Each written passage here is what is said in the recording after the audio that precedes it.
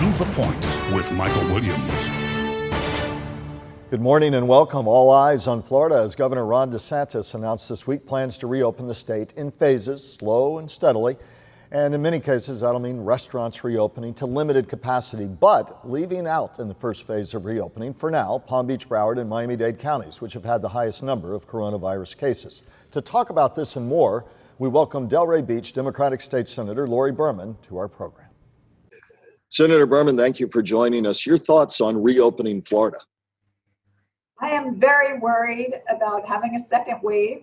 So when we reopen Florida, we do need to do it slowly and methodically. We are not opening our restaurants and businesses, but believe it or not, under the order, some of our non-essential health services will be opening up. Some of our hospitals will start to open up to do additional procedures. And in addition, we're going to be seeing our medical and dental offices have now been given permission to open on Monday also. Now, I want to be clear, in Palm Beach County, that we're not under that reopening order just yet. So I want to clear up any confusion. Okay, we are not under Section 3 and 4 of that reopening order, but Section 5 will allow medical facilities to open up, even in Palm Beach County. So you will see that happening starting next week. And I do believe, I am worried because I want to make sure that it's being done in the most medically proper way and that we have infection control in all those offices that are going to be opening up starting on Monday in Palm Beach County. Speak more to that. It's a fine balance. The governor's having to create a playbook here, Governor DeSantis, between health concerns, but also the huge economic concerns. Talk more about your worries and about that balance we need to find between the two. A lot of people are hurting. We'll talk about that in a moment, but it is a tough balance. It's a very tough balance, and we're going to need to always be watching it, and it's not changing anytime soon. We don't have a cure. We don't have a medical treatment. But we do have people who are really hurting and who do want to get back to work. But let's remember that we've already had well over 1,000 Floridians die. So we have to take into account people's lives are at stake in the actions that we're taking here.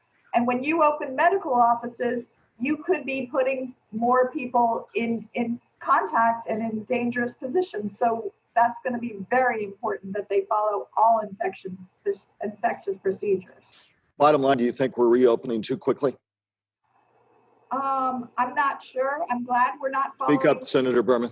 I'm not sure about opening too quickly, but I'm glad we're following Sections 3 and 4 of the order, which are not allowing restaurants and gyms to open yet, actually no gyms can open in the entire state of Florida, but under 3 and 4, you can't have restaurants, and we won't be doing that in our county for now. The Miami Herald was just out a few days ago with their own analysis. Again, this is the Miami Herald saying that fewer than 2% of residents had been tested across Florida, much lower in rural areas. It's all part of that debate. How safely can you reopen if you haven't done enough widespread testing? This continues to be the tug of war, and it seems to be what your concern is as well. And also contact tracing. We need to make sure that the people who are exposed are being followed so that we know if you have COVID, you can spread it to 3 other people and they can spread it to 3 other people. So we've got to make sure that anybody who has COVID, that they are being traced so that we know where the disease is expanding. And I don't know if we're doing enough of that right now to be opening up. What is your message to the governor's office? Stay very slow. Make sure that we do whatever we do is medically proper, because we don't want to see a second wave. People have spent 6 weeks at home, and we don't want to undo everything that was done by having people be 6 weeks at home. And what do you say to those who say, though, we need to be where we are or speed it up? Those who say, I need to get a paycheck in my pocket again. Well, we're going to talk a little bit about the unemployment system, and that's how they're going to get paychecks in their pocket.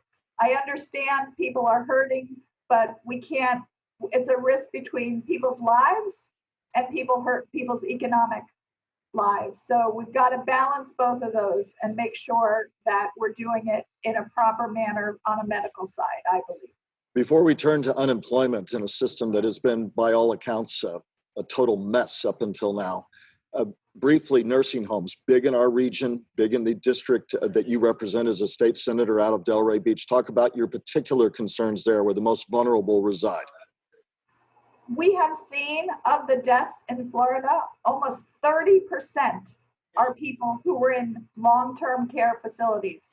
So I am extraordinarily concerned about them. We do have teams that are going into these nursing homes, doing testing, but it is unfortunately the worst case scenario in that you've got people living in close facilities and in contact with each other because they need assistance. And we've got to continue to monitor it. And I worry that we haven't seen the worst yet of our nursing home and long-term care facility infections. As we try to proactively deal with that, we need to talk about proactively dealing with an unemployment compensation system that has been called, at least to date, while there are a lot of efforts the governor says to try and fix it, he put a new person in charge, at least to date, has been called the worst mess in the nation by some. And why are we where we're at? There seem to be fixes underway, and yet we get calls every day. People say, I cannot get my money. Suddenly I'm not eligible. Talk about the mess, but more than that, people have said, we're tired of hearing about the mess. What's being done to fix it finally and firmly? The new director, Jonathan Satter, has come in. He has only been in the office for 2 weeks. And we are now up to 44% of the claimants being paid, which is still dismal, but well better than when he came in 2 weeks ago when we were in the single digits. So I do think things are getting better. I think it's a disgrace the way the whole system was set up. It was made to fail. But we are, with this new director, he is moving forward, and people are starting to finally see their very first paychecks. Why are so many people being bounced out as ineligible? So there's a whole issue in the state of Florida right now. Under our unemployment insurance, you do not receive unemployment insurance if you are a 1099 contractor, self-employed, or what they call a gig employee, an Uber driver or something like that. But under the federal law, the CARES law, you will receive unemployment. So those people are being denied under the Florida system. Something like 40% of the people were deemed ineligible, but that doesn't mean that they won't be paid, because some of them might qualify under the federal law. So they're going to have to, if they applied before April 4th, they need to go back into the system and reapply. Very important. If you applied before April 4th, go back into the system and reapply if you are in that category of the gig workers. And then there are some people who were wrongfully denied, and they are going to have to appeal. That is their only, if you were wrongfully denied, you have to file an appeal. Senator, what other steps are you taking proactively and are Democrats taking to make sure the system continues to get up and running as it should for hundreds of thousands of unemployed Floridians specifically?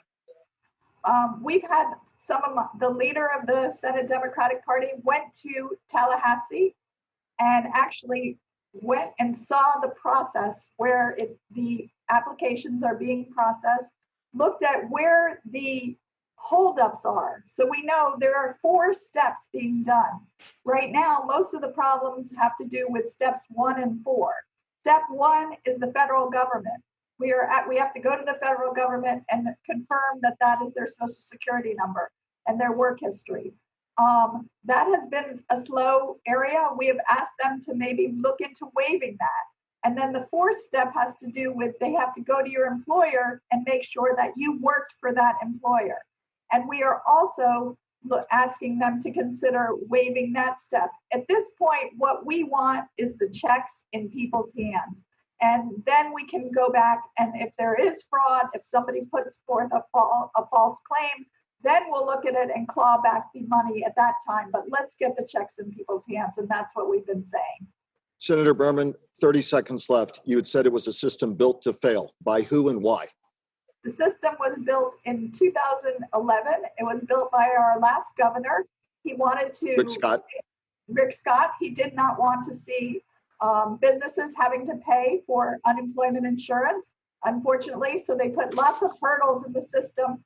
Even when it became effective in 2013, it had hundreds of technical errors. There's been 3 audits of the system with multiple findings of problems, including one in 2019, and nothing was done to fix the system the whole time. Only 1 out of 9 people who applied under the system before COVID even got benefits. Only 7%. We'll continue to follow this. Senator Berman, thank you for your time. Thank you. And coming up, our roundtable takes up the week's events, from education budget worries down the road to those conspiracy theories flying around. Stay with us.